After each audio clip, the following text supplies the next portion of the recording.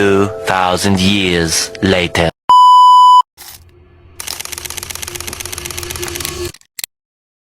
Assalamualaikum warahmatullahi wabarakatuh.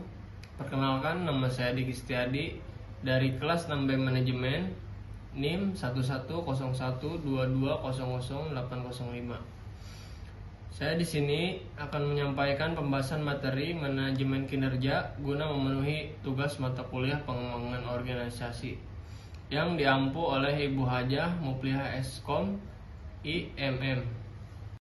Baik, langsung saja. Selanjutnya di sini ada tabel materi. Yang pertama itu prinsip manajemen kinerja dalam organisasi. Yang kedua, implementasi prinsip manajemen kinerja. Yang ketiga, proses manajemen kinerja, dan yang terakhir, evaluasi kinerja dan penghargaan. Oke, di sini prinsip manajemen kinerja dalam organisasi. Yang pertama itu ada penetapan tujuan yang jelas. Menempatkan tujuan yang jelas dan terukur membantu anggota organisasi fokus memahami harapan kerja mereka.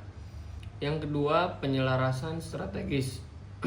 Semua aktivitas harus selaras dengan visi dan misi organisasi untuk mencapai tujuan bersama secara optimal.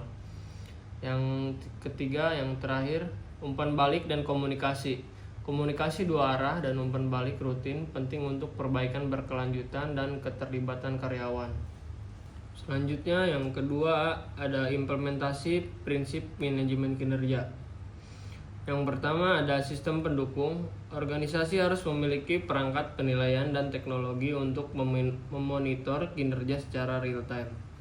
Yang kedua, pelatihan manajer.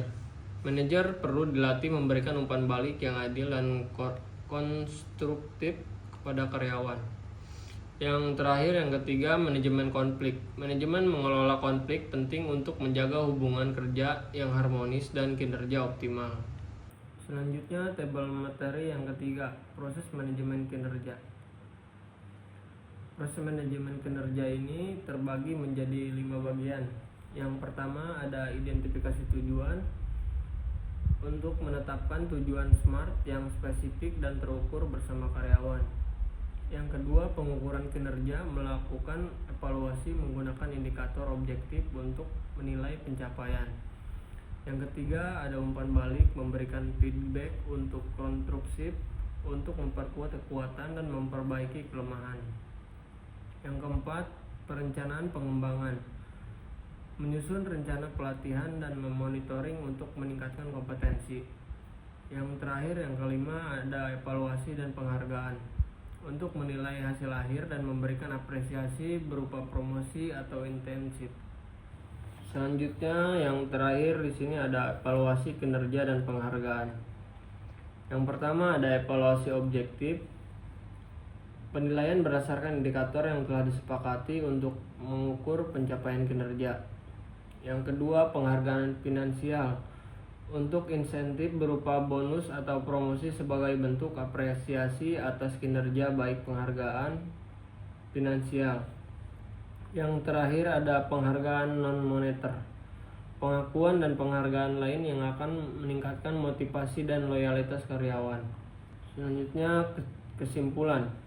Kejelasan tujuan yang terukur dan spesifik, komunikasi dua arah yang terbuka antar manajemen dan karyawan, serta akuntabilitas yang tegas merupakan fondasi penting dalam membangun budaya kerja yang produktif dan berorientasi hasil.